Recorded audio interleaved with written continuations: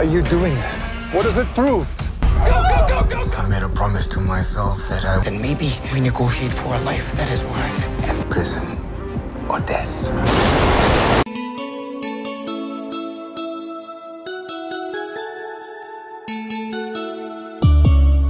Di video kali ini, kita akan menonton film yang berjudul Silverton Siege yang dirilis tahun 2022. Tanpa banyak spoiler di awal, santuy dan nikmati sambil minum kopi. Film dimulai dengan 3 orang revolusioner bernama Kelvin Humalo, Aldo Rasmus, dan Bali Tera Mabunda menerobos masuk ke bank dan menembak kosong ke udara. Kelvin meminta semua orang untuk turun ke tanah. Dia juga menekankan bahwa itu bukan perampokan, dan jika semua orang bekerja sama, mereka akan pulang dengan selamat. Misi mereka jauh lebih besar daripada mendapatkan uang dengan mudah. Kelvin menjelaskan alasan mengapa mereka melakukan ini. Mereka hanyalah 3 pejuang kemerdekaan yang berjuang melawan sistem politik apartheid di negaranya sendiri. Minoritas kulit putih meninggalkan mereka dengan kekerasan sebagai satu-satunya pilihan. Tujuan utama mereka adalah membuat negara tidak dapat diatur. Arahan dari atasan mereka adalah untuk menyabot titik-titik kunci di ibu kota seperti perusahaan minyak yang memasok bahan bakar ke Angkatan Pertahanan Afrika Selatan. Rencana mereka adalah untuk mengambil minyak dan kemudian menanam bahan peledak untuk menghancurkan tangki bahan bakar sebanyak mungkin. Mereka memarkir kendaraannya di dekat lokasi target sambil menunggu sinyal dari orang dalam mereka yang seharusnya mengemudikan truk. Mereka membutuhkan dia untuk memiliki akses ke gerbang. Mereka mendengar di radio bahwa tindakan sabotase mereka mempengaruhi ribuan rumah di kota-kota besar di negara tersebut. Pemberontakan merugikan pemerintah. Itulah tujuan mereka. Beberapa meter dari mereka, Kapten Johan Langerman memantau pergerakan mereka bersama agennya, yang ditempatkan secara strategis. Johan memberitahu Skuman bahwa kekerasan berhenti hari ini. Dia yakin bahwa para militan itu akan tersingkir kapan saja. Kelvin melangkah keluar dari kendaraan untuk memeriksa area tersebut. Dia bisa merasakan ada sesuatu yang salah. Dia memperingatkan krunya untuk berhati-hati. Sebuah truk tangki bahan bakar tiba saat mereka akan berangkat. Mereka mengantisipasi bahwa itu dikemudikan oleh salah satu anak buah mereka. Kelvin memberitahu mereka bahwa pengemudi itu bukan orangnya. Tim sekarang dalam bahaya, jadi mereka memutuskan untuk membatalkan misi. Mereka segera meninggalkan lokasi. Saat kendaraan mereka pergi, mobil polisi mulai mengejar mereka sampai mereka dapat berpisah setelah pihak berwenang diblokir oleh truk yang membawa sayuran. Johan menabrak ban belakang kendaraan mereka, membuat mereka tidak punya pilihan selain bersembunyi di garasi taksi. Penjaga keamanan mulai menembaki mereka. Dalam kepanikan, pengemudi menginjak pedal gas dengan keras dan menabrakkan mobil ke dinding. Sopir tewas. Saat petugas keamanan masuk, Kelvin memukul bagian belakang kepalanya. Tim kemudian melarikan diri dan menuju ke terowongan. Pihak berwenang dapat melacak 3 pejuang kemerdekaan. Saat mereka dikejar dengan berjalan kaki, Kelvin mencari inhalernya karena dia kesulitan bernapas. Apa yang dia tidak tahu adalah bahwa Kapten Johan mengambilnya dari bengkel taksi sebelumnya. Saat Aldo kembali untuk membantu Kelvin, Bali mengambil senjata dan mulai menembaki pihak berwenang untuk memperlambat mereka. Mereka kemudian terus berlari untuk keselamatan. Begitu mereka terpojok di mal, baku tembak terjadi sebelum mereka melarikan diri lagi. Kali ini, mereka terpojok tanpa jalan keluar. Semua jalan diblokir, dan helikopter mengikuti mereka kemanapun mereka pergi. Saat mundur, mereka melihat ada pintu yang terbuka, dan orang-orang keluar. Mereka masuk ke dalam tanpa menyadari bahwa mereka memasuki bank dengan beberapa pelanggan sipil di dalamnya. Kapten Johan memberitahu timnya bahwa sekarang ini adalah situasi penyanderaan. Kelvin meminta semua orang untuk turun ke tanah. Manajer bank berusaha memberitahu pihak berwenang, tetapi Kelvin melihatnya. Kelvin kemudian memaksanya untuk turun sementara manajer memohon agar Kelvin tidak menembak. Kelvin juga menekankan bahwa ini bukan perampokan, dan jika semua orang tetap tenang dan bekerja sama, mereka akan pulang dengan selamat. Kelvin memeriksa karyawan yang tersisa di bank. Dia bertemu dengan pengawas bank, Christine. Dia menegaskan bahwa satu-satunya jalan keluar mereka adalah dari depan. Tidak ada jalan keluar lain. Tepat di luar bank, seorang wanita, yang mengaku terkait dengan Christine, menolak menyingkir.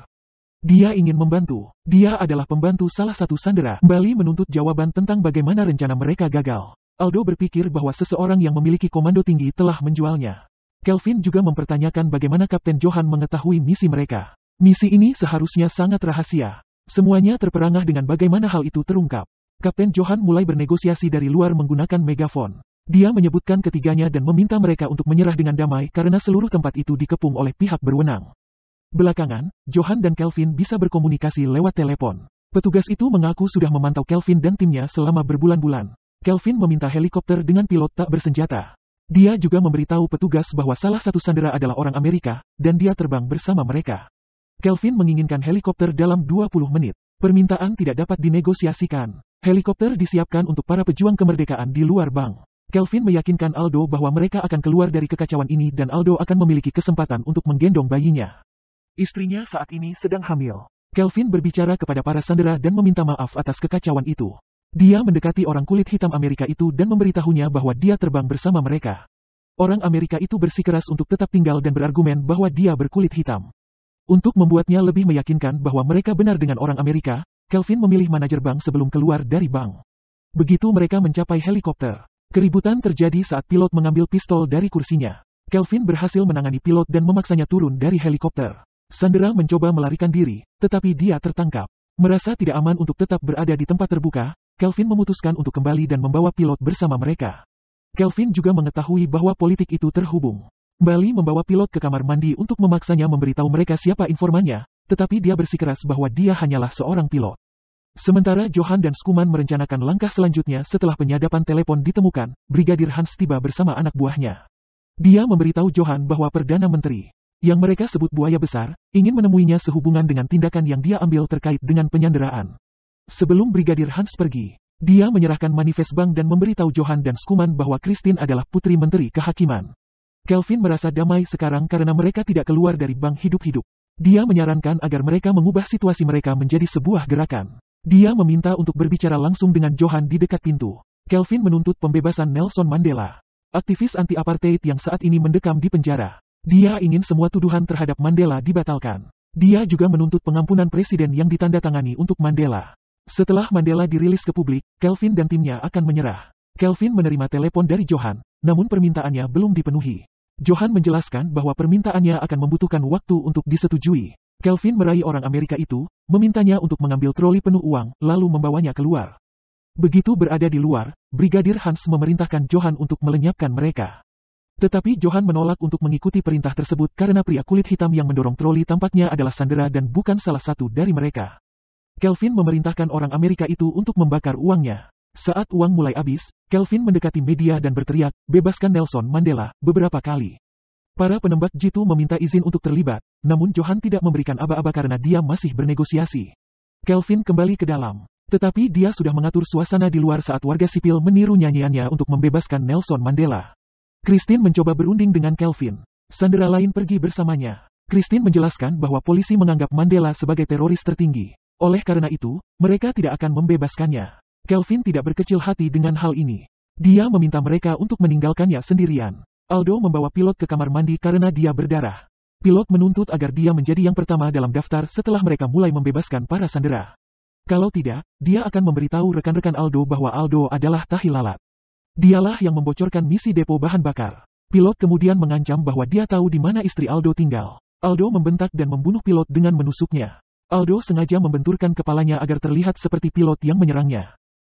Kelvin menuntut makanan dan air untuk para sandera. Sebagai imbalannya, Johan meminta agar mereka membebaskan dua sandera. Dia ingin salah satu dari mereka menjadi Christine tanpa memberitahu Kelvin alasannya. Christine memilih untuk tinggal. Dua sandera kemudian dibebaskan. Manajer bank memegang senjata dan menyandera Aldo. Tembakan terjadi, dan Bali terluka. Kelvin berhasil menahan manajer bank. Saat Kelvin menghabiskan uang lagi, Johan mendekatinya dan menunjukkan pengampunan dan pernyataan pembebasan yang ditandatangani oleh Perdana Menteri. Kelvin tidak yakin karena dia ingin melihat Mandela dibebaskan. Johan menuntut agar dia diizinkan masuk ke dalam untuk memeriksa semua orang. Setelah dia dapat memberikan kabar terbaru bahwa semua sandera telah dipertanggungjawabkan, Mandela kemudian akan dibebaskan. Dia mengizinkan kapten masuk, yang langsung menemui Christine untuk meyakinkannya agar ikut dengannya.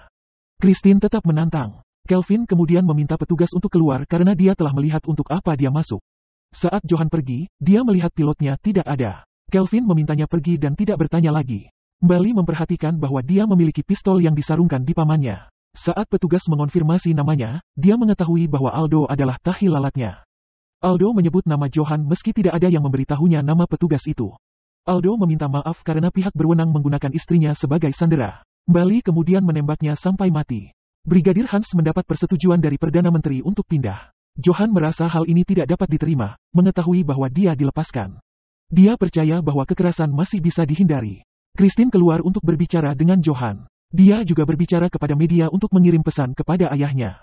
Dia menyebutkan bahwa para penyandera bukan penjahat tetapi berjuang untuk kebebasan. Seorang penembak jitu melepaskan tembakan ke arah Kelvin, tetapi malah mengenai Christine. Dia akan bertahan. Johan menelepon Kelvin untuk memperingatkannya bahwa Hans mengirim tim SWAT untuk pindah.